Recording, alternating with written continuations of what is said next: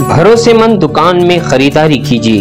एतमाद के साथ मेकिंग चार्जेस को कंपेयर कीजिए और अपने रुपयों की बेहतरीन कीमत हासिल कीजिए।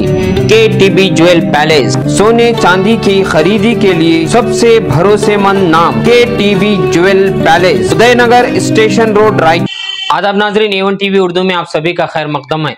अगर आप नए हैं तो रायचूर का वाहिद Urdu TV channel A1 TV को आप सब्सक्राइब करिए और उर्दू को फरोग दीजिए। रायचूर सिटी कॉरपोरेशन का पहला इजलास। रायचूर बल्दिया सिटी कॉरपोरेशन में तब्दील होने के बाद आज कॉरपोरेशन का पहला इजलास यानी पहली जनरल बॉडी मीटिंग मुनक्किद की गई, जिसकी सदारत सदर बल्दिया से मेयर बनने वाली नरसिम्लू माड़गिरी ने अंजाम दी। इस मौके पर नए कॉरपोरेशन के कमिश्नर और डिप्टी मेयर डॉक्टर जे साजिद समीर भी मौजूद थे।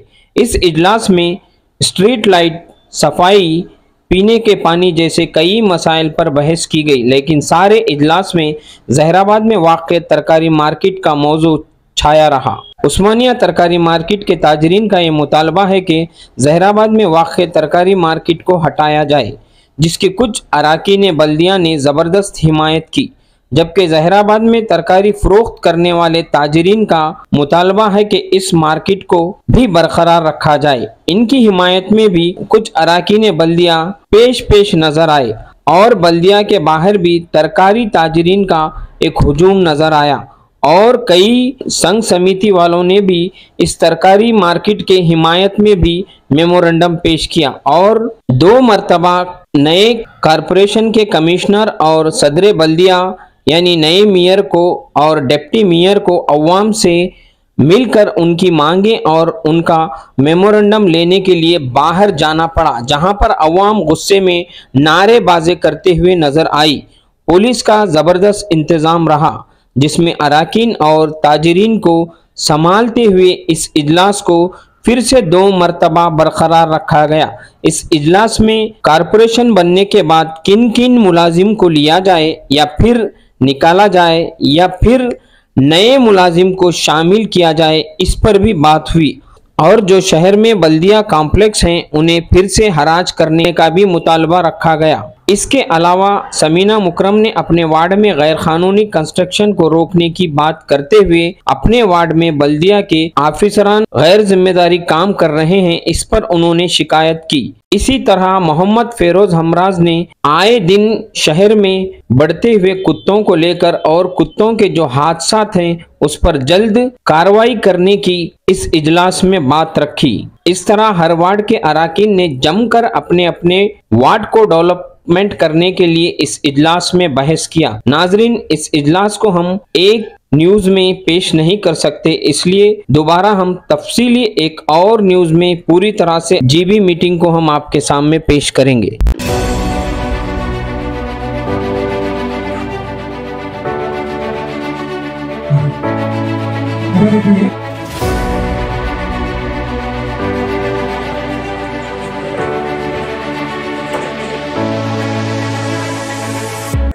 ನಗರಸಭೆಯನ್ನು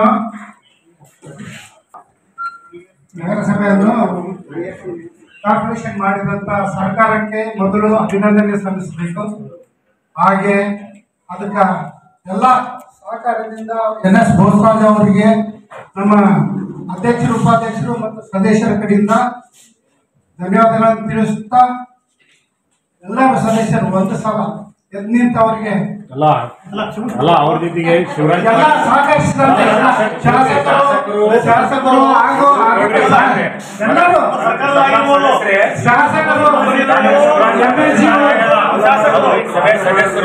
ಸದಸ್ಯರು ಪ್ರಸ್ತಾವನೆ ಮಾಡಬೇಕು। ಮಹಾನಗರ ಪಾಲಿಕೆ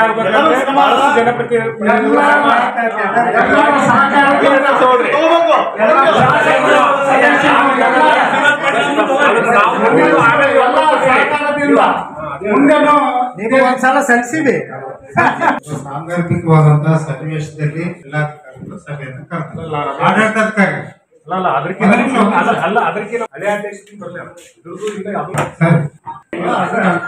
ಹಳೆಯ ಅಧ್ಯಕ್ಷರು ಯಾರಿದ್ರು ಅಂತ ಪ್ರಶ್ನೆ ನಾನು ಹೌದಾ। ಈಗ ನಮ್ಗೆ ಇರ್ತಕ್ಕಂತ 15 ಅತಿ ಯಾವ ಎಲ್ಲಿದೆ 15 ಅತಿ ಯಾವ ಜಿಲ್ಲಾಧಿಕಾರಿ ಈಗ 15 ಯಾವಾಗ ಸರ್ ಇದು?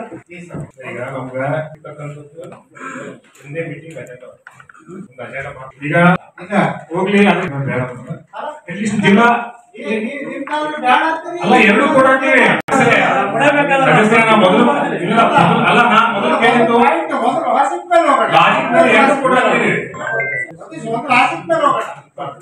ಸ್ಮಶಾನ ಅಂತ ಇರೋ ಕಂಡು ಬಂದು ವೆರಿಫೈ ಮಾಡಿದಾಗ ಕೆರೆ ಅಂತ ಇರೋ ಕಂಡು ಬಂದು ಆ ರೀತಿ ಮಾಡೋದು ತಪ್ಪಾಗಿರೋದ್ರಿಂದ ಅದನ್ನ ಇನ್ನೊಂದ್ಸಲ ನಾವು ಕೂತ್ಕೊಂಡು ಕಳಿಸಿ ವೆರಿಫೈ ಮಾಡಿ ಕಳಿಸಿ ನಾವು ಎಲ್ಲೆಲ್ಲಿ ಮಾರಕ್ಕೆ ಇದ್ದಾವೆ ಅದನ್ನ ನಾವು ಒಂದು ತಿಂಗಳೊಳಗೆ ಮ್ಯಾಕ್ಸಿಮಮ್ ಮಾಡುವಂತ ವ್ಯವಸ್ಥೆ ಮಾಡ್ತೀವಿ. ಈಗ ನಗರಸಭೆ ಉಪಚುನಾವಣೆಯಲ್ಲಿ ಆಯ್ಕೆಯಾದಂತ ಅಂಜಿನಮ್ಮ ಶ್ಯಾಮ್ ಸುಂದರ್ ಅವರಿಗೆ ಸನ್ಮಾನ ಮಾಡಬೇಕು. ಅಂಜಿನಮ್ಮ ಶ್ಯಾಮ್ ಸುಂದರ್ ಅವರಿಗೆ ಪೂಜ್ಯ ಮಾನ್ಯ ಮಹಾಪೌರರು ಮಾನ್ಯ ಆಯುಕ್ತರವರು ಸನ್ಮಾನಿಸಬೇಕೆಂತ ಹೇಳಿ ಕೇಳ್ಕೊಳ್ತಿದ್ದೇನೆ. ಮಾನ್ಯ ಹಿರಿಯ ನಗರಸಭೆ ಸದಸ್ಯರು ಎಲ್ಲರೂ ಕೈ ಜೋಡಿಸಬೇಕಂತ ಹೇಳಿ ನಾನು ಕೇಳ್ಕೊಳ್ತಾ ಇದ್ದೇನೆ. ನಂದೊಂದು ಸಭೆ ಒಂದು ಮನವಿ ಸರ್, ನಮ್ಮ ನಗರಸಭೆಯ ಒಂದು ಯಾವ ಹಕ್ಕುಪತ್ರಗಳು ಬರ್ತಾವಲ್ಲ ಒಂದು ಟೀಮ್ ಸಪ್ರೇಟ್ ಆಗಿ ಅಂದಾಗಿ ಹೇಳಿ ಅದೇ ಒಂದು ಸಪ್ರೇಟ್ ಟೀಮ್ ಮಾಡಿ ಅವ್ರು ಸಪ್ರೇಟ್ ಒಂದು ಅಂತ ಅವ್ರಿಗೆ ಅದೇ ಒಂದು ಝೋನ್ ತರ ಮಾಡಿಸಿ GPS ಮಾಡಿಸಿದ್ರೆ ನಮ್ಗೊಂದು ಅನುಕೂಲ ಆಗ್ತದೆ. ಫಾರ್ ಎಕ್ಸಾಂಪಲ್ ಅರ್ಜನವಾಡ ಆಗಿರ್ಬೋದು, ಮೈಲಾನಗರ ಆಗಿರ್ಬೋದು, ದೇವನಗರ ಆಗಿರ್ಬೋದು, ಸ್ಥಳಕ್ಕೆ ಬಂದು ಅಲ್ಲಿ ಗೊತ್ತಾಗ್ಬಿಡು ಸರ್ ನಮ್ಮ ಡಿಕ್ಲರೇಷನ್ ಇಲ್ಲ ಇದಾಗ ಯಾಕಂದ್ರೆ ಸರ್ ವೈಲೇಷನ್ ಆಗಿದ್ರೆ ಅವಾಗ ಮನೆಗಳು ದೂರ ಇರ್ತವೆ, ಅಲ್ಲಿ ಒಟ್ಟು ಕೊಟ್ಟು ನಮ್ ಬಿಟ್ಟು ಬಿಡ್ತಾವ. ಯಾಕಂದ್ರೆ ಅದರ ಒಂದು ವಿಷಯಗಳಿಂದ ಸಾರ್ವಜನಿಕ ಬಹಳ ತೊಂದರೆ ಆಗಿದೆ ಸರ್. ಯಾಕಂದ್ರೆ ಬಡವರಿಗೆ ಹಕ್ಕುಪತ್ರ ಕೊಟ್ಟಿದ್ದು ಸರ್ಕಾರ ಒಂದು ದೊಡ್ಡ ವರದಾನ ಆಗಿದೆ. ಸರ್ಕಾರ ವರದಾನ ಮಾಡೋದ್ರಿಂದ ನಮ್ಮ ಕಡೆಯಿಂದ ವಿಳಂಬ ಆಗಿರೋದು ಈಗಾಗಲೇ ಸರ್ 3 ವರ್ಷಕ್ಕೆ ಸರ್ ರಾಷ್ಟ್ರೀಯ ಸರ್ಕಾರ ಬಿಜೆಪಿ ಸರ್ಕಾರ ಇದ್ದಾಗ ಇದು ಕಾನೂನು ತಿದ್ದುಪಡಿ ಮಾಡಿ 94 CC ಅಂತ ಬಂತು, C ಅಂತ ಬಂತು, ಅದನ್ನ ಒಳಗೊಂಡು ಹೀಗಾಗಿ ಸ್ಥಳೀಯರು 40 ವರ್ಷ ಇತಿಹಾಸ ಇರೋದು. ಯಾಕಂದ್ರೆ ನಾನು ಒಬ್ಬ ಸಂಘಟನೆಕಾರ ಮಾತ್ರ ಸರ್, ಕೌನ್ಸಿಲ್ ಆಗಕ್ಕೆ ಮುಂಚೆಗಡೆ ನಾನು ಇದ್ರ ಬಗ್ಗೆ ಬಹಳಷ್ಟು ಹೋರಾಟಗಳು ಮಾಡಿ ಇದ್ರ ಬಗ್ಗೆ ನನಗೆ ಬಹಳಷ್ಟು ನನಗೆ ಇದೆ ಸರ್. ದಯಮಾಡಿ ಇನ್ನು ಮುಂದೆ ವಿಳಂಬ ಬೇಡ, ಮಾಡಿ GPS ಮಾಡ್ತಾರ ಮಾಡಿ ಸರ್ ರಕ್ಷಣೆ ಮಾಡ್ಬೇಕು ಅಂತ ಮಾಡಿ ಸರ್. ಇನ್ನೊಂದು ಟೆಕ್ನಿಕಲ್ ಪ್ರಾಬ್ಲಮ್ ಏನು ಬಂದಿದೆ ಅಂದ್ರೆ ಈಗ ಪ್ರೈವೇಟ್ ಲ್ಯಾಂಡ್ ಇರೋದ್ರಿಂದ ಅವನ್ನ ಏನು ಸ್ಲಮ್ ಬೋರ್ಡ್ ಅಂತ ನಮ್ಗೆ ಮೆನ್ಷನ್ ಆಗ್ಬೇಕು, ಇಲ್ಲಾಂದ್ರೆ ನಾಳೆ ಓನರ್ ಏನ್ ಮಾಡ್ತಾನೆ ಹೇಳಿದ್ರು ಪ್ರೈವೇಟ್ ಲ್ಯಾಂಡ್ ಸರ್ಕಾರ ಲ್ಯಾಂಡ್ ಅಂತ ಸಾರ್ ಹೇಳಿದ್ರು. ಸ್ಲಮ್ ಬೋರ್ಡ್ ಅಂತ ಮಾಡಿ ಆಲ್ಮೋಸ್ಟ್ ಸ್ಲಮ್ ಬೋರ್ಡ್ ಅವರು ಸರ್ವೆ ಮಾಡಿ ಕೊಡ್ಬೇಕು ಸರ್. ಫಸ್ಟ್ ಅವ್ರೆಲ್ಲ ಒಂದ್ ಕಡೆ ಸ್ವಲ್ಪ ಸರ್ವೆ ಸರ್. ಆದ್ರೆ ಸರ್ಕಾರ ಜಾಗ ಅಂತ ನಾವೇನ್ ಹೇಳ್ತೀವಲ್ಲ ಸರ್, ಆಲ್ಮೋಸ್ಟ್ ರೈತರಾಗ 80% ಸರ್ಕಾರ ಜಾಗದಾಗೆ ನಾವ್ ಇದ್ದೀವಿ ಸರ್. ಇದು ನಮ್ಮ ಮನೇನು ನಾವು ಸರ್ಕಾರ ಜಾಗದಾಗೆ ಇದ್ದೀವಿ ಸರ್. ಇಡೀ ನಮ್ಮ ಸ್ಟೇಷನ್ ಏರಿಯಾ ಏನೈತಲ್ಲ ಸರ್, ಅದು ಹಿಂದಿನ ಕಾಲದಾಗ ಸರ್ಕಾರಿ ಜಮೀನಂತೆ ಐತಿ ಸರ್. ಅದಕ್ಕೆ ಆಗಿನ ಕಾಲದಾಗ ಅದು ಸರ್ಕಾರ ಜಾಗ ಮತ್ತೆ ಆಬಾದಿ ಅಂದ್ರೆ ಮತ್ತೆ ಅದೇ ಸರ್, ಜನ ಇರ್ತಕ್ಕಂಥ ಸ್ಥಳನೇ ಆಬಾದಿ ಅಂತ ಹೇಳ್ತಾರೆ ಸರ್. ಇವಾಗ ನಾವು ಇದ್ದಿದ್ದ ಸ್ಥಳನೂ ನಾವು ಆಬಾದಿದಾಗ ಇದ್ದೀವಿ ಸರ್. ನಮ್ಮಲ್ಲಿನೂ ಒಂದು 3-4 ಖಾತಾ ಎಸ್ಟೇಟ್ ತಮ್ಮ ಇದು ಮಾಡಿದ್ದಾರೆ ಸರ್. ಆದ್ರೆ 1 ವರ್ಷ ಆದ್ರೂ ನಾವು ಖಾತಾ ಆಗಿಲ್ಲ ಸರ್. ದಯವಿಟ್ಟು ಅದ್ರ ಬಗ್ಗೆ ತಾವು ಗಮನಿಸಿ. ಪ್ರಶ್ನೆ ಏನಂದ್ರೆ ಸರ್, ನಮ್ಗೆ ಮುಖ್ಯವಾಗಿ ಒಂದು ಒಳ್ಳೆ ಅಡ್ವೊಕೇಟ್ ಮಾಡ್ಬೇಕು, ನೇಮಕ ಮಾಡ್ಬೇಕಂತ ವಿನಂತಿ. ನಾವು ರೆಕಮೆಂಡ್ ಮಾಡ್ತೀವಿ. ಒಂದು ಒಳ್ಳೆ ಅಡ್ವೊಕೇಟ್ ಯಾವುದೇ ಇದಕ್ಕೆ ರೆಸ್ಪಾನ್ಸ್ ಕೊಡುವಂತ ಅಡ್ವೊಕೇಟ್ ನೇಮಕ ಮಾಡ್ರಿ ಅಂತ ಬಂದವಲ್ಲ ಸರ್. ಚುನಾವಣೆ ಪ್ರಕ್ರಿಯೆಯಿಂದ ಇದಾಗಿತ್ತು. ಈಗ ನಾವು ನೆಕ್ಸ್ಟ್ ಆದಷ್ಟು ಬೇಗನೆ ಅದನ್ನ ಹರಾಜು ತೆಗೆದಕ್ಕೆ ವ್ಯವಸ್ಥೆ ಮಾಡ್ಕೊಂಡು ಇದು ಮಾಡ್ತೀವಿ ಸರ್. 11ನೇ ವರ್ಷ ಇದೆ, ಈ ವರ್ಷ ನಾವು ಆಗ್ತದ ಇಲ್ಲ ನಾವು ಮಾಡ್ತೇವೆ. ದಿನಾಂಕ 8/1/2025 ಬೆಳಿಗ್ಗೆ 11 ಸಭಾಂಗಣದಲ್ಲಿ ಮಾಡಿದೆ. ವಿಷಯ 2 ಅಕೌಂಟ್ಸ್ ಹೋದ್ರಿ. ವಿಷಯ 2 ನಗರಸಭೆ ಮಾಲಿ ಸೆಪ್ಟೆಂಬರ್, ಅಕ್ಟೋಬರ್ ಮತ್ತು ನವೆಂಬರ್ 2024 ಜಮಾ ಖರ್ಚಿನ ವಾಪಸ್ಸುಗಳಿಗೆ ಮಂಜೂರಾತಿ ನೀಡುವ ಬಗ್ಗೆ ಶಶಿರಾಜ್ ಏನಾದ್ರು ಮಾತಾಡ್ತಾರೆ ನಮ್ಮ ಹತ್ರ ಏನಾಗ್ಯದ್ರಿ, ಬರೀ ತೊಗೊಳಕೈತ್ರಿ. 70 ಜನ ಲೋಡರ್ಸ್ ತೊಗೊಂಡ್ರಿ, ಡ್ರೈವರ್ ತೊಗೊಂಡ್ರಿ. ಈಗ 344 ಜನ ಆದೇಶ ಮಾಡ್ಯಾರ ಸರ್ಕಾರ. ಅವ್ರನ್ನು ಕೂಡ ಲೋಕಲ್ ಸೋರ್ಸಸ್ ತೊಗೊಳ್ತಾ ಇದ್ದೀರಿ. ಆಲ್ರೆಡಿ ನಮ್ಮ ಹತ್ರ ಸುಮಾರು 5 ರಿಂದ 10 ಕೋಟಿ ರೂಪಾಯಿ ನಗರಸಭಾ ಅನುದಾನದಲ್ಲಿ ಬಿಲ್ಗಳು ಪೆಂಡಿಂಗ್ ಇದೆ. ಇವ್ರು ತೊಗೊಳಕ 4-5 ಕೋಟಿ ಇರೋದು, 15 ಕೋಟಿ ಅನುದಾನ ನಮ್ಮ ಹತ್ರ ಆದಾಯ. ಆಲ್ಮೋಸ್ಟ್ ಅಲ್ಲಿ ಜಾಸ್ತಿ ಅಂದ್ರೆ ಇವ್ರದ್ದು ಸ್ಯಾನಿಟೇಷನ್ ಬಗ್ಗೆ 164 ಜನ ಡ್ರೈವರ್ಸ್ ಮತ್ತು ಲೋಡರ್ಸ್ ತಗೊಂಡಿದ್ವಲ್ಲ, ಅದು ಬಿಲ್ ಪೆಂಡಿಂಗ್ ಇದೆ. ಅದು ಇನ್ನು 1 ತಿಂಗಳದ್ದು ಪೆಂಡಿಂಗ್ ಇದೆ ನಮ್ಮ ಕಡೆ. ಈಗ ಆಮೇಲೆ 8 ತಿಂಗಳದ್ದು ವಾಟರ್ ಸಪ್ಲೈ ಪೆಂಡಿಂಗ್ ಇದೆ.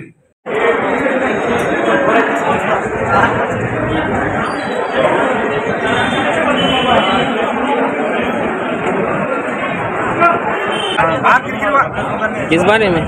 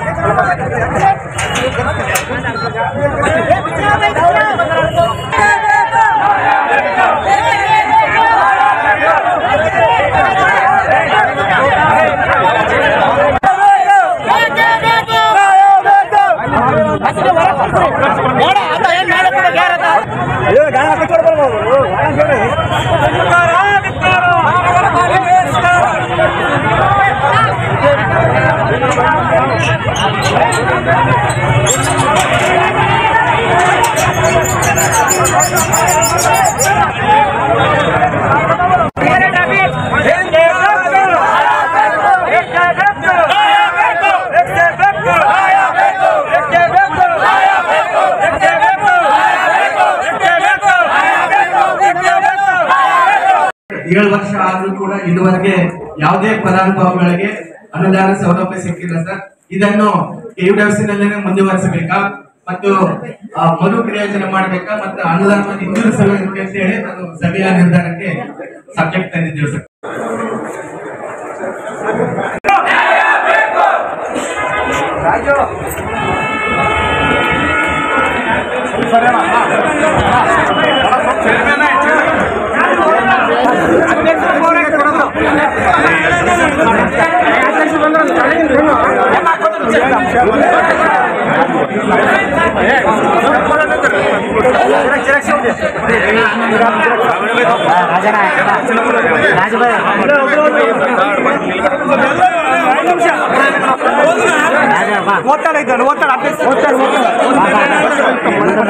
ಸೂಕ್ತವಲ್ಲ. ಕಾರಣ ವಾರ್ಡ್ ನಂಬರ್ 2, 3, 4, 12, 13, 14, 15, 16, 17, 18, 19, 20, 21 ವಾರ್ಡಿನ ಜನರಿಗೆ ಮತ್ತು ಹಳ್ಳಿ ರೈತರಿಗೆ ಹಾಗೂ ಕನಿಷ್ಠವಾದರೂ 400ರಿಂದ 500 ಜನರ ಕುಟುಂಬಗಳಿಗೆ ಉಪಜೀವನ ನಡೆಸುತ್ತಿದ್ದು ಬೀದಿ ವ್ಯಾಪಾರ ಮಾಡುವವರನ್ನು ಬೀದಿ ಪಾಲು ಮಾಡಿದ್ದೀರಿ. ಸಾರ್ವಜನಿಕರಿಗೆ ತರಕಾರಿ ಮಾರ್ಕೆಟ್ ತುಂಬ ಅನುಕೂಲವಾಗುತ್ತಿದೆ. ನಗರದ ಜನಸಾಂದ್ರತೆ ಹೆಚ್ಚಾಗಿರುವುದರಿಂದ ಮತ್ತು ಈಗಾಗಲೇ ಕೊರೋನಾ ಮಹಾಮಾರಿ ಬಂದಾಗ ಲಾಕ್ಡೌನ್ ಸಂದರ್ಭದಲ್ಲಿ ಅಲ್ಲಿ ಆ ಸರ್ಕಲ್ ಇದ್ದ ಮಾಡ್ತಿದ್ರು. ಎಂ ಈರಣ್ಣ ಸಾಬು ಬಡವರ ಬಂಧು. ಇದು ಬರೇ ಕೇವಲ ಇಲ್ಲಿ ವ್ಯಾಪಾರ ಮಾಡ್ತಕ್ಕಂಥವ್ರಿಗೆ ಅಗೌರವ ತೋರಿಸಿದಂಗಲ್ಲ, ಎಂ ಈರಣ್ಣವರಿಗೆ ಅದು ಅಗೌರವ ತೋರಿಸ. ಮತ್ತೆ ಇದು ಯಾವುದೇ ಒಂದು ವ್ಯಕ್ತಿಯಿಂದ ಕೂಡಿರ್ತಕ್ಕಂಥ ವಿಷಯನ ಇದು ಜನರಲ್ ಬಾಡಿ ಮೀಟಿಂಗ್ ಅಲ್ಲಿ ತಂದಾರ. ಸಾಮಾನ್ಯ ಮಹಾಸಭೆಯಲ್ಲಿ ತರಬೇಕಂದ್ರೆ ಫಸ್ಟ್ ಇದ್ರ ಬಗ್ಗೆ ನಿಮ್ಮ ಫ್ರೇಮ್ನಲ್ಲಿ ಚರ್ಚೆ ಆಗಬೇಕು. ಇದು ಎಷ್ಟು ಸೂಕ್ತ, ಎಷ್ಟಿದು ಸಾರ್ವಜನಿಕರ ಅನುಕೂಲ ಆಗ್ತದ, ಅನಾನುಕೂಲ ಆಗ್ತದ, ಇದರಿಂದ ಏನು ತೊಂದರೆ ಆಗ್ತದ ಅಂತಕ್ಕಂಥದ್ದು ಪರಿಗಣಿಸಿ ಅವನ ಹತ್ರ ಸಾಮಾನ್ಯ ಮಹಾಸಭೆಗೆ ತರಬೇಕಾಯ್ತು. ಅದನ್ನೆಲ್ಲ ಬಿಟ್ಟು ಇಲ್ಲ ಆಗ್ಯದ. ಅವಾಗ ಇವರು ಕಡಗಲಂಜರು ಪದ್ಯವರು ಇದ್ದಾಗ ಆಗ್ಯದ ತೋರಿಸ್ಯಾರ, ಮೆನ್ಷನ್ ಮಾಡ್ಯಾರ. ಆದ್ರೆ ಇದು ಉದ್ದೇಶಪೂರ್ವಕವಾಗಿ ಪದೇ ಪದೇ ಅಲ್ಲಿರ್ತಕ್ಕಂಥ ಜನರಿಗೆ ವ್ಯಾಪಾರಸ್ಥರಿಗೆ ತೊಂದರೆ ಕೊಡಕತ್ತಾರಂತಂದ್ರೆ ಇದು ಯಾವುದೋ ಒಂದು ವ್ಯಕ್ತಿಯ ಮಾತು ಕೇಳಕತ್ತಾರ. ಇದು ಬರೀ ಒಂದು ವ್ಯಕ್ತಿಯ ಸಂಬಂಧಪಟ್ಟಿರ್ತಕ್ಕಂಥ ಇಡೀ ನಗರಸಭೆ ಸದಸ್ಯರು ತಲೆಬಾಗ್ತಕ್ಕಂಥ ಕೆಲಸ ಇಲ್ಲಿ ಮಾಡಕತ್ತಾರ.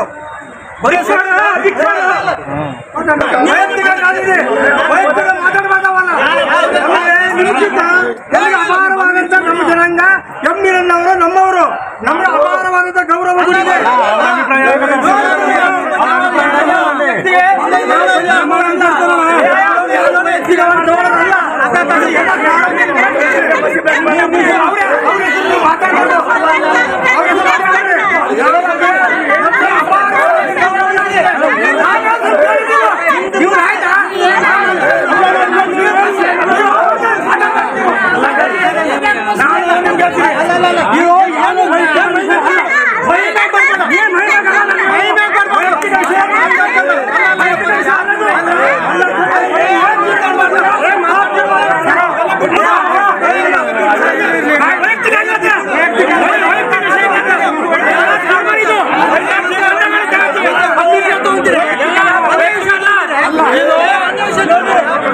ಒಂದು ವಿಷಯ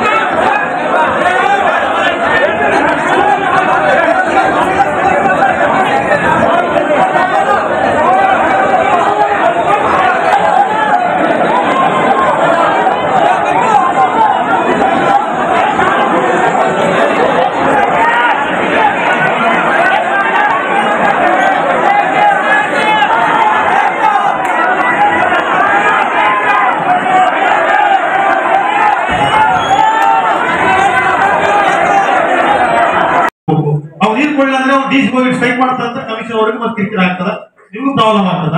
ಈ ಮೋಟರ್ಗಳು ಸರಿಗಿಲ್ಲ ಅಂತ ಯಾಕೆ ಸರಿ ಪರಿಸ್ಥಿತಿ?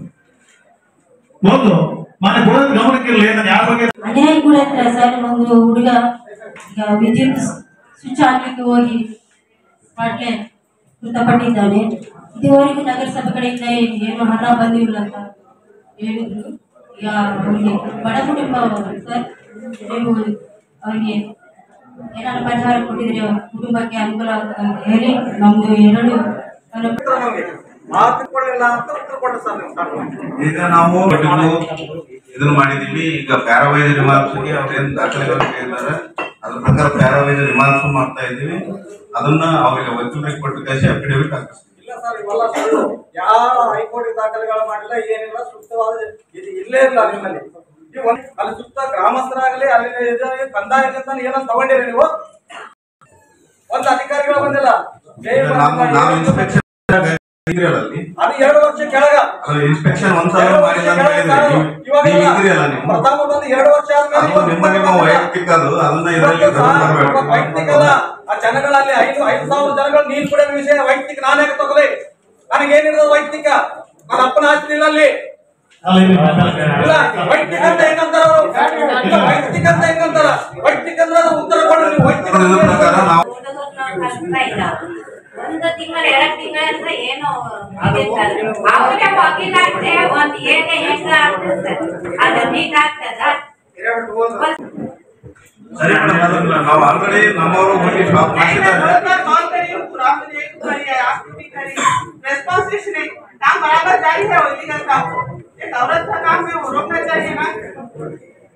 ಈಗ ಸ್ಟಾಪ್ ಮಾಡಿದ್ದಾರೆ ಮೇಡಮ್. ಅವ್ರಿಗೆ ಡಾಕ್ಟರ್ ನಾವು ಅಲ್ಲ, ಈಗ ನಮ್ಗೆ ನಿಯಮಾನುಸಾರ 3 ಸಲ ನೋಟಿಸ್ ಕೊಡೋದಿರ್ತದೆ. ಅದನ್ನ ಕೊಟ್ಬಿಟ್ಟು ನಾವು ಡಿಸ್ಮೆಂಟ್ಲಿಂಗ್ ಆರ್ಡರ್ ಮಾಡ್ತೀವಿ. ಆಯ್ತು, ನಾವು ಆರ್ಡರ್ ಮಾಡ್ತೀವಿ.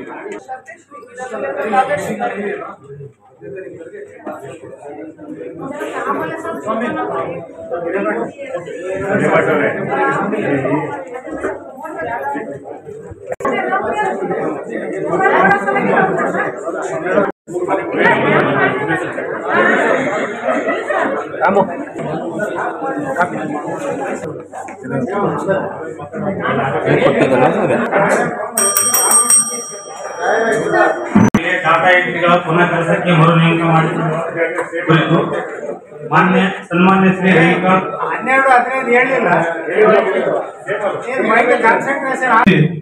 ನಗರಸಭೆ ನಗರ ಪಾಲಿಕೆ ಆಗಿದೆ, ಜನಸಂಖ್ಯೆ ಜಾಸ್ತಿ ಆಗಿದೆ. ನಾನು ಯಾರ ಬಗ್ಗೆ ಇವ್ರ ಬಗ್ಗೆ ಅನ್ನೋದಕ್ಕಿಂತ ದಯಮಾಡಿ ಸಾರ್ವಜನಿಕ ಹಿತದೃಷ್ಟಿಯಿಂದ ಇನ್ನ 4 ಬೇಕಾಗ್ತವೆ. ದೂರ ಉತ್ತರ ದಕ್ಷಿಣ ವಲಯ ಅಂತ ಮಾಡಿ ಕೇಸಿ ಝೋನ್ ವೈಸ್ ಮಾಡ್ರಿ. ಝೋನ್ ವೈಸ್ ಮಾಡಿ ಏನ್ ಕಾನೂನು ಕ್ರಮದಲ್ಲಿ ಯಾವ ತಗೋಬೇಕು, ಎಲ್ಲಿ ಸ್ಥಳ ನಮ್ಗೆ ಅನುಕೂಲ ಆಗ್ತದ, ನಾವು ಸ್ಥಳವನ್ನು ನಿಗದಿಪಡಿಸಿ ಕಾನೂನು ರೀತಿಯಲ್ಲಿ ಟೆಂಡರ್ ಮಾಡಿ ಅದು ಕರವಸೂಲಿ ಮಾಡೋಕ ಯಾವ್ದು ಅಭ್ಯಂತರ ಇಲ್ಲ. ಮತ್ತೊಂದು ಗಮನಕ್ಕಿಲ್ಲಿ, ಇದು ಅನಧಿಕೃತ ಮಾರುಕಟ್ಟೆ ಅಲ್ಲ, ಅಧಿಕೃತವಾಗಿ ಮಾರುಕಟ್ಟೆ ಅಂತ ಗಮನಕ್ಕೆ ತರ್ತೀನಿ. ಈ ವಿಷಯನ ನಮ್ಮ ಹಿರಿಯ ಸದಸ್ಯರು ಮತ್ತೆ ಸ್ವಲ್ಪ ಸ್ಪಷ್ಟನೆ ಕೊಟ್ರೆ ಅನುಕೂಲ ಆಗ್ತದೆ. ನಾಶ ಮಾಡಕ್ಕೆ ಜಗನ್ ಸಾಹೇಬ್ ಮೊನ್ನೆ ಕೊರೋನಲ್ಲಿ ಎಲ್ಲ ಕಡೆ ಮಾಡೋದು, ಈಗ ಮುಂದಕ ಎಲ್ಲ ಕಡೆ ಆಗ್ತಾವ. ಸದ್ಯಕ್ಕೆ ಎಲ್ಲ ಉಸ್ಕೊಂಡು ಮಾಡ್ತಕ್ಕೆ ಆಗಲ್ಲ. ಆಯ್ತು,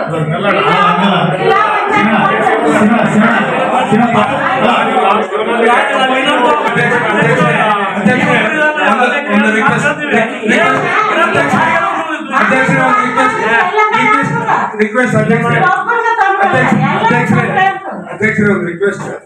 ನೀವು ಐತೆ ಮಹಾಮಾರಿ ಕರೋನಾ ಬಂದಾಗಲಿಂದ ಅದು ಇದನ್ನ ಝೋನಲ್ ವೈಸ್ ಮಾಡಿ ಅಲ್ಲೆಲ್ಲ ಕ್ಯಾಪಿಟಲ್ ಮಾಡ್ಕೊಂಡು 5-6 ತಲೆಗಳು ಅದರಲ್ಲಿ ಬದುಕಿದವರು, ಇನ್ನೂ ಬದುಕ್ತಾ ಇದ್ದಾರೆ. ಕೊರೋನಾ ಸಂದರ್ಭದಲ್ಲಿ ಏನಾಯ್ತು, ಕೆಲವೊಬ್ರು ಆಟೋ ಚಾಲಕರು, ಕೆಲವೊಬ್ರು ದಿನಗೂಲಿರು, ಅವರು ಒಂದು ಸರ್ಕಾರಿ ಅಂತ ಹೇಳಿ ಒಂದು ನಮ್ಮ ದೇವರು ಸರ್ಕಲಲ್ಲಿ ಒಂದು ಪಾಯಿಂಟ್ ಕೊಟ್ಟರು, ಸ್ವಾಗತ ಇರ್ತಿದ್ರು ಅವ್ರಿಗೆ. ಅವರು ನಮ್ಮ ತಂದೆಯವರ ಸರ್ಕಾರ ಸ್ವಾಗತ. ಆದ್ರೆ ಅವ್ರು ಆ ತರಕಾರಿ ಮಾರಕಿಯನ್ನು 3 ವರ್ಷ ಅವ್ರು ನೋಡಿದ್ರು. ಅದಾದ್ಮೇಲೆ ಅವ್ರಿಗೆ ಬೇರೆ ಈ ಕೆಲಸಗಳೆಲ್ಲ ಅದು ಅದೇ ದಿನದಲ್ಲಿ ಅದರಲ್ಲೇ ಅವ್ರ ಜೀವನ ಸಾಗಿಸ್ತಾ ಬಂದರು. ಹಂಗಾಗಿ ಅವ್ರಿಗೂ ಏನಿದು ಅನ್ಯಾಯ ಮಾಡೋದು ಬೇಡ. ದಯವಿಟ್ಟು ಅವ್ರನ್ನ ನೀವು ವೆಜಿಟೇಬಲ್ ಮಾರ್ಕೆಟ್ ಅಲ್ಲಿ ಶಿಫ್ಟ್ ಮಾಡಿ, ಇಲ್ಲ ಅವ್ರಿಗೆ ಬೇರೆ ಒಂದು ಪ್ರಾಡಕ್ಟ್ ತೋರಿಸಿದ್ರೆ ಬಹಳ ಒಳ್ಳೇದಾಗುತ್ತೆ. ಯಾಕಂದ್ರೆ ಅವ್ರು ಏನಾಗ್ಬಿಟ್ಟದೆ, ಇವಾಗ ಒಂದು ನಮ್ಮ ನಗರಸಭೆದು ಗಾರ್ಡನ್ ಆದ್ಮೇಲೆ 240-60 ಸೈಟ್ ಅಲ್ಲಿ ಅವರು ಮಾರ್ಕೆಟ್ ನಡೆಸ್ತಾ ಇದ್ದಾರೆ. ಆ 240-60 ಸೈಟ್ ಅಲ್ಲಿ ಮಾರ್ಕೆಟ್ ನಡೆಸ್ತಾ ಇದ್ದಾರೆ. ಅವನು ತಿಂಗಳಿಗೆ 40,000-50 ಸಾವಿರ ಇದು ತಗೊಂತಾನೆ, ಏನಂತಾರೆ ರೆಂಟ್ ತಗೊಂತಾನೆ. ಯಾವ ಬೇಸಿಸ್ ಮೇಲೆ ಅವ್ನು ತಗೊಂತಾನೆ ಅದನ್ನ ಪ್ರಶ್ನೆ ಮಾಡಿ. ಯಾಕಂದ್ರೆ ಅವರು ದಿನವನ್ನು ದುಡಿಯೋರು, ಅವ್ರು 40,000-50 ಸಾವಿರ ಕಟ್ಟಬೇಕಂದ್ರೆ ಅದು ಮಾರ್ಕೆಟ್ ನಡೀತಾ ಇರೋದು ಗಾರ್ಡನ್ ಜಾಗದಲ್ಲಿ 75% ನಮ್ಮ ಜಾಗದಲ್ಲಿ, 25% ನಮ್ಮ ಜಾಗದಲ್ಲಿ. ರೈತರ ದಬ್ಬಾಳಿಕೆ ಅಂತ ಅಲ್ಲಿ ಕುಡಿಸ್ತಾರೆ, ಅದು ಅನೇಕಲ್ಲ. ಅಂದ್ರೆ ಅಲ್ಲಿ ಮಾರ್ಕೆಟ್ ಮಾರೋರು ಯಾರು ಆ ಥರ ಇಲ್ಲ. ಬಟ್ ಅದನ್ನು ನಡೆಸೋದಾಗ್ಲಿ ಏನೇ ಆಗಲಿ ಸ್ವಲ್ಪ ದಯವಿಟ್ಟು ಗಮನಿಸಿ. ಎರಡು ಕಣ್ಣಿಗೆ ಅನ್ಯಾಯ ಆಗ್ಲಾರ್ದಾಗ ಎರಡು ಕಣ್ಣನ್ನು ದಯವಿಟ್ಟು ಗಮನ ತಗೊಂಡು ಇಬ್ಬರಿಗೂ ಒಂದು ದಾರಿ ಮಾಡಿಕೊಡ್ಬೇಕು. ಇದು ಪೌರಾಯುಕ್ತರ ಕೈಯಲ್ಲಿ, ಅಧ್ಯಕ್ಷರ ಕೈಯಲ್ಲಿ, ನಮ್ಮ ಜಿಲ್ಲಾಧಿಕಾರಿಗಳ ಕೈಯಲ್ಲಿ ದಯವಿಟ್ಟು ಅದನ್ನ ರಾಜಕೀಯವಾಗಿ ಉಪಯೋಗ ಮಾಡದಂತೆ ದಯವಿಟ್ಟು ಎರಡು ಕಣ್ಣಿಗೆ ನೀವು ನ್ಯಾಯ ಕೊಡ್ಬೇಕಂತ ನಾನು ನಮ್ಮ ಮನವಿ ಮಾಡ್ತೀನಿ. ಸಭೆಯಲ್ಲಿ ಮಾತಾಡೋ ನಮಗೂ ಗಮನಕ್ಕಿದೆ. ದಯಮಾಡಿ ಅಣ್ಣ, ನಾನು ಮತ್ತೊಂದು ಸ್ವಲ್ಪ ಗಮನಕ್ಕೆ ತರ್ತೀನಿ. ಇದು ಕಾನೂನುಬದ್ಧವಾಗಿ ಪ್ರಕ್ರಿಯೆ ಏನೇನು ಪ್ರಕ್ರಿಯೆ ಕಂಡುಕೊಳ್ಬೇಕು ಅಂತ ಪ್ರಕ್ರಿಯೆದಲ್ಲಿ ಆಗಿದೆ. ನೀವು ಹೇಳೋದಕ್ಕೆ ಉಸ್ಮಾನ್ ಮಾರ್ಕೆಟ್ ಅವರು ತೊಂದರೆ ಆಗಿರ್ಬೋದು, ನನಗೆ ಅವ್ರು ಬಂದು ಭೇಟಿಯಾಗಿದ್ರು, ನನಗೂ ಮನವರಿಕೆ ಮಾಡಿದ್ರು. ನಮ್ಮ ಕುಟುಂಬಗಳೆಲ್ಲ ತ್ರಾಸ ಆಗ್ತದೆ, ಅವ್ರ ಬಗ್ಗೆ ನನಗೂ ಕಲಿಕೆ ನನ್ ಗೌರವ ಇದೆ. ಆದ್ರೆ ನಾನು ವಿಷಯ ಇಷ್ಟ ಮಾತಾಡಿದ ಮಾತು, ಇದು ಏನ್ ಕಾನೂನುಬದ್ಧವಾಗಿ ಆಗಿದೆ. ಇದ್ರ ಬಗ್ಗೆ ಮತ್ತೊಂದ್ಸಲ ವಿಷಯ ಅಲ್ಲಿ ಏನು ಹೇಳಿದ್ರು, ಇವ್ರಿಗೂ ತ್ರಾಸ ಆಗ್ಬೋದು, ಅವ್ರು ತ್ರಾಸ ಆಗ್ಬೋದು. ಯಾವ ತರ ನೀವು ಕಾನೂನು ಕ್ರಮ ಕೈಗೊಳ್ರಿ, ಅದ್ರ ಬಗ್ಗೆ ನಾವು ಏನಾದ್ರು ಪ್ರಶಂಸೆ. ಬಟ್ ಆದ್ರೆ ತಾವಂದ್ರಲ್ಲ, ನಾವು ಏನು ಸಭೆ ನಡವಳಿಕೆ ಆಗಿತ್ತು, ಸಭೆ ನಿರ್ಣಯಗಳು ಏನಾಗಿತ್ತು, ಟೆಂಡರ್ ಆಗಿತ್ತು, ಈಗಾಗಲೇ ಹೇಳಿದ್ರು. ನಮ್ಮ ಇದೇ ಬೀದಿ ದೀಪಗಳದು ಒಂದೊಂದ್ಸಲ 6-8 ತಿಂಗಳ ಟೆಂಡರ್ ಮುಗಿದ ಹಂಗೆ ನಡೆಸ್ತೀವಿ ನಾವು. ಅವ್ರ ಬ್ಲಾಕ್ ಲಿಸ್ಟ್ ಆಗಿ ಹಾಕಿವಿ. ಎಷ್ಟು ಸಾವಿರ ಒಂದರ 1000 ಟೆಂಡರ್ ಮುಗಿದ ನಂತರ ಅದನ್ನೇ ಆಗಿದೆ. ಈಗ ಟೆಂಡರ್ ಕರೆದಲ್ರಿ, ಪಬ್ಲಿಷ್ ಆಗಿದೆ ಟೆಂಡರ್ ಆಕ್ಷನ್ ಆಗುತ್ತೆ. ಅಲ್ಲಿರುವಂತ ಭಾಗ ನಮ್ಮ IDSMD ಜ್ಯೋತಿ ಕಾಲೋನಿ, ಮಾರ್ಟಿನ್ ಆಗರು ಅಲ್ಲ, ಆಜುಬಾ ಹಿರಿಯ ಲೇಔಟ್ ಅವರೆಲ್ಲ ಆ ಜನರು ಸ್ವಲ್ಪ ಪಾಲನೆ ಮಾಡ್ರಿ. ಈಗ ಎಲ್ಲ ಅಲ್ಲಿರೋ ಉಸ್ಮಾನ್ ಮಾರ್ಕೆಟ್ ಇದೆ, ನಾವು ಯಾರಿಗೆ ನಮ್ಗೆ ಇದಿಲ್ಲ. ಅಲ್ಲಿರುವಂತ ಪ್ಲಾಸ್ಟಿಕ್ ವ್ಯವಸ್ಥೆ ಅವೆಲ್ಲ ಮುಂದೆ ಇವೆಲ್ಲ ದೃಷ್ಟಿ ಇಟ್ಕೊಳ್ಳಿ. ನಮ್ಮವ್ರು ಹೋದ್ರೆ ಎಲ್ಲೋ ಗಾಡಿಗಳಿಗೆ ಜಾಗ ಇಲ್ಲ. ಇದನ್ನ ನೋಡ್ಕೊಂಡು ಎಲ್ಲರೂ ಡೆಬಿಟ್ ಮಾಡಿ ಮಹಾನಗರ ಪಾಲಿಕೆ ಹಾಕತ್ತದ. ಇದು ನೋಡ್ಕೊಂಡು ನೀವು ಮುಂದಿನ ದಿನ ಅದಕ್ಕೆ ತೆಗಿತಿರೋ ಬಿಡ್ತಾರೆ, ನಮ್ಗೆ ಸಂಬಂಧ ಇಲ್ಲ. ಜನರಿಗೆ ಒಳ್ಳೇದಾದಷ್ಟು ನೀವು ಆಲೋಚನೆ ಮಾಡಿ 4 ಕಡೆ ನೀವು ಡೈವರ್ಟ್ ಮಾಡಿ ಜನಕ್ಕೆ ಬಹಳ ಅನುಕೂಲ ಆಗ್ತದೆ. ಮೇನ್ ಎಲ್ಲರೂ ಕೂಡಿ ಜನರದ್ದು ಸ್ವಲ್ಪ ಆಲೋಚನೆ ಮಾಡಿ. ತಾವು ಅಧ್ಯಕ್ಷರು DC ಡಿಸಿಷನ್ ತಗೊಂಡಿದ್ದೀವಿ. ಅಧ್ಯಕ್ಷರಿಗೆ ತಮಗೆ ಇದ್ರದ್ದು ಪವರ್ ಕೊಟ್ಟಿರ್ತೀವಿ, ತಾವು ಏನು ಡಿಸಿಷನ್ ತಗೊಂಡು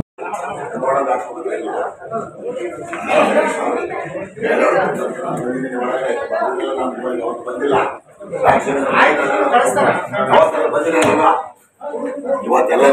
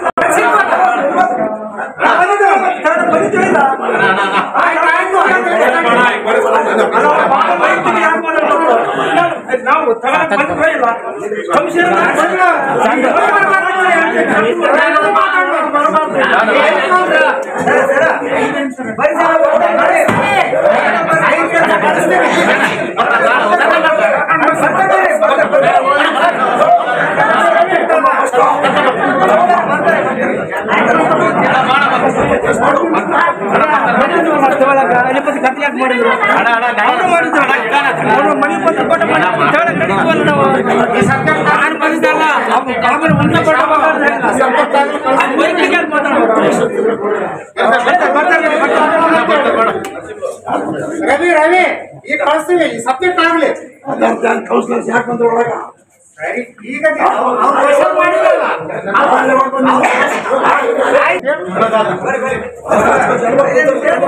ಆಯ್ತು ಇದಾದ್ಮೇಲೆ ಕಳಿಸ್ತಾ ಹೋಗ್ರಿ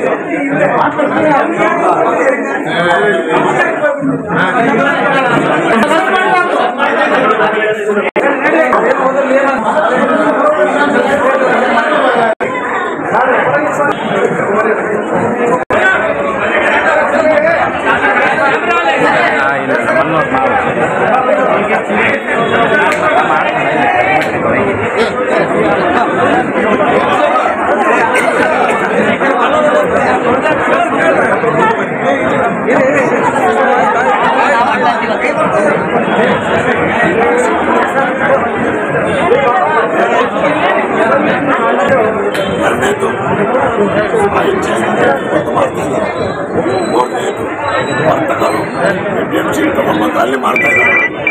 ಇಲ್ಲಿ ಮಾಡಲಿಕ್ಕೆ ಆಗಿಲ್ಲ ಅಂದಾಗ ಸನ್ಮಾನ್ಯ ಜಿಲ್ಲಾಧಿಯವರಿದ್ದಾಗ ಇದ್ದಾಗ ನೋಡಿದ್ರು, ಟ್ರೈ ಮಾಡಿದ್ರು. ಅದರಲ್ಲಿ ಮತ್ತು ಜನ ಯಾರು ದೌರ್ಜನ್ಯ ಮಾಡಿಲ್ಲ ಸರ್. ಮಹಾನಗರ ಪಾಲಿಕೆ ಆದ ಕಾರಣ ಜೀವನ ವಯಸ್ಸು ಮಾಡುವ ವ್ಯಕ್ತಿಗ ಪೌರಾಕ್ಟಿವಿಸ್ಟ್